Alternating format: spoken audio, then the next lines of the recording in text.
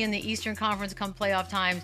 We got a little taste of it last night. The CJ McCollum 3 is waved off, which would have tied things up. Knicks do win 108-105. Jalen Brunson with 30 and 13. Cat had 21. Nah with 36 points. Jalen Johnson with 21 and 11. Obviously, if you're the Hawks, you want to win this bad boy at home. However, Lou, I do think the fact that it was close, it was fun. More than ever, does Atlanta want to see New York in the playoffs? I don't know. If I'm New York, I'm not scared of Atlanta, and if I'm Atlanta, I'm not scared of New York either. I've lost both of these games by 3 points apiece, and it's come down to one possession. It's come down to a tenth of a second with CJ McCollum hoisting that thing from beyond half court and giving them an opportunity to go into overtime. This is a fun little rivalry that's budding a little bit. I don't know if New York looks at Atlanta as a rival, but we definitely got their respect up there, and they're definitely looking at Atlanta as somebody who can compete against them. So if I'm ATL, I'm not tripping on the New York Knicks. I'm also not tripping on the Cleveland Cavaliers. I'm confident in our abilities and how we've been able to play this season. But if we're looking at these matchups, I'm comfortable with playing New York.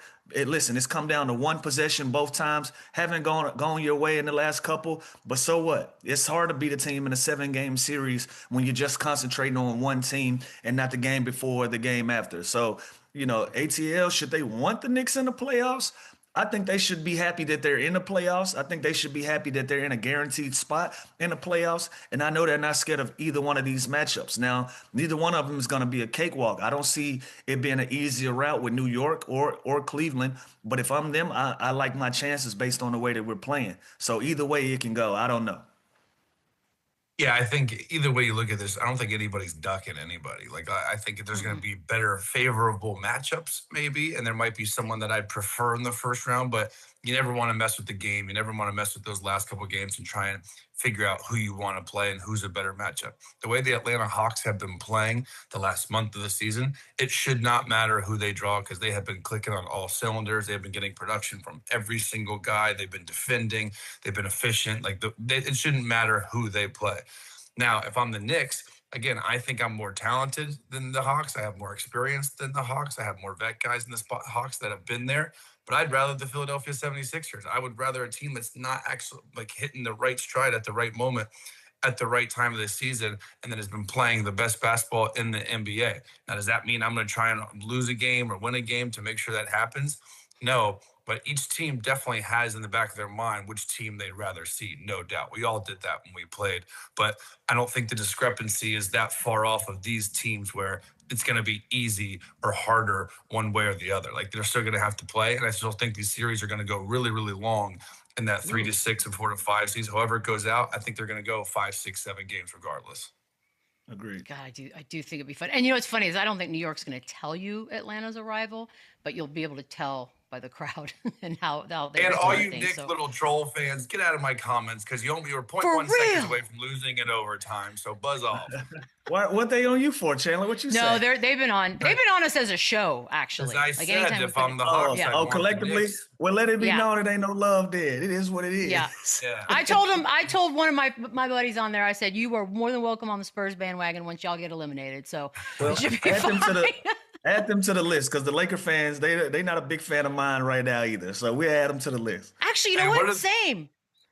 They don't like me either what because did I the guess I'm Phoenix I'm mean to Luca. what the Yeah, the Phoenix Luka. Suns kids say when you beat up the guy in the crowd? Suns in five. That's gonna what I'm gonna be to the Knicks fan. Hawks in five. Well, there you go. We've just set the first round matchup for you guys. By the way, I don't know why Tyrese Halliburton is taking one in this next statement, but Jeff Teague said he would rather build a team around a 6'10" Jalen Johnson, who can do everything, over Tyrese Halliburton, who hasn't played in a year. Hey, I'm Lou, just do you agree? catching a zinger and doing Listen, rehab. Right? it's all Chilling. personal. It's all personal preference. I don't know how a guy that hasn't played basketball since last season catch a stray like this. But listen, to Teague's point, it's all personal preference. If Chandler, me, and Jeff Teague, if we all built teams, we probably would start with somebody different. So it's all about what type of style of play that you like, that you personally enjoy, and who do you think that you would get over the hump. If we'd have asked Jeff Teague this same question around this time last year, I guarantee you it would have been flip-flopped. It would have been the opposite way around. Jalen Johnson has had an opportunity this year to prove his stay and prove that to you what player he is. It's like one of those. It's what is it? What have you done for me lately? We just haven't seen Sure. Tyrese Halliburton in a long Yeah. time, and so I maybe some of that mean, has to do with it, and maybe some of it just has to do with Jeff Teague's personal preference in the way that he likes his teams to be built. but he could have So picked anyone, Lou. He could have literally picked yeah, so anybody who he the only pleases. context I have is what I'm reading right here. I didn't see what he said. I didn't see what led up to him saying that. I don't know why he would say that. But he's not wrong in either one. I'll take Jalen Johnson as a pick. I would take Tyrese Halliburton as a pick. I don't know what context Jeff is saying this, but I'm not putting my feet to the fire and trying to pick one. But JJ is my young fella. He is my rook, but I respect Tyrese just as much. Let's put Yeah. a list together, Chandler. All the guys you take Jalen Johnson over. Go. By the way, there's not that many. Jalen Johnson is a stud. He is up and coming. He has really taken his game to the next level this season. Now, like, look at that. Like, this guy he's expanded his game. He's more efficient. He's shooting the three ball better. He's a freak athlete. But how quickly man, like Tyrese Halliburton took the Oklahoma City Thunder, the big bad Oklahoma City Thunder, to 7 games last year on the Indiana Pacers. Now, love him, hate him. I know he was voted most overrated player. I happen to personally love Tyrese Halliburton. I think he's a stud. And if I was starting my team and I needed a true point guard, like not one of the new age point guards, not the guys that can go score 40, 50 points every single night, a pass first setup guy, I'm taking Tyrese Halliburton. Now, that's not a diss to Jalen Johnson, but there's just been years of experience and finals runs and things that he's done that Jalen Johnson hasn't done. There's things physically and athletically that Jalen Johnson can't do, and he's going to continue to get better because of his age. So I never thought I'd compare these two because they're completely different players. And I don't know why Jeff Teague just said this because I don't have the context either. But I don't know if I'm rolling just given what Tyrese Halliburton, what I saw with my own eyes last year, go to Game 7 of the finals and have a chance to win a championship with that team against that team. It's tough to overlook, Hallie. I just think it's funny as all heck. Also, we had some news. Maybe there's like a yesterday coming out. personal thing there. Maybe It has to, honestly. Yeah. It has to be. It's I a can't point think of guard any other thing. reason. It's a point guard. It's an Indiana How thing. rude. Yeah. Elliott, he said he has a Kobe type mentality. He's not concerned about being your friend, just wants to win. Chandler, I think we do see that. I mean, he's not hugging anybody on these courts, and he's been in the league 3 seasons now. So do you agree?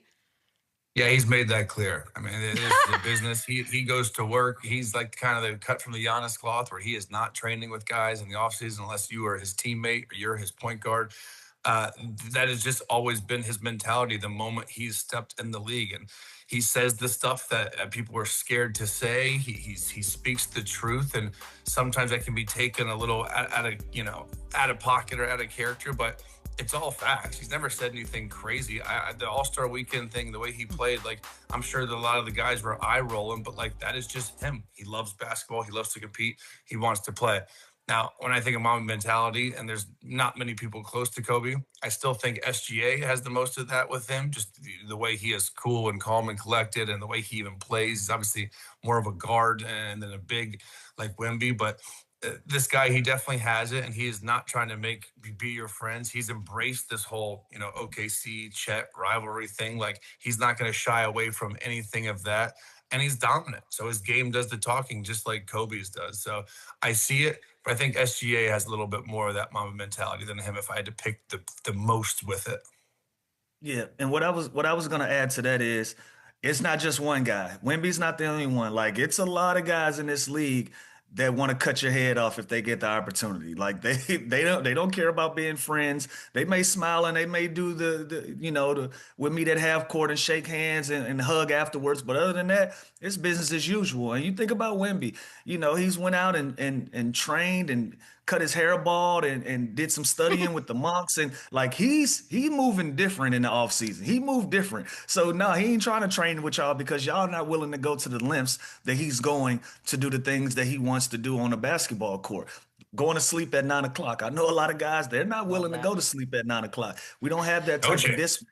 No shot at it. I No love it. shot I at am. it. So So does he have a lot of those qualities to get him in a place of a Mamba mentality type of aura? Absolutely. But I'm telling you, it's some other guys. Now they might not do it the exact same way that Wemby does it, but they're out there and they're focused and they're just as cold-blooded and cutthroat as Wemby is when it comes to winning and being dead serious about the things that you want to accomplish. But he's in that conversation for sure. So, Sean Elliott is not far off by saying this, but Wemby ain't alone. He got company in that And conversation. Lou, I you like have a that. great point. Like a lot of times it's a misunderstanding of guys like Dwight Howard, right? He was a big kid. He would laugh, he would smile. That dude was one of the more competitive guys I've ever been around. He worked harder than most people. Like he grinded. He was just silly and had fun and had like a different approach than some of these other guys. Anthony Edwards.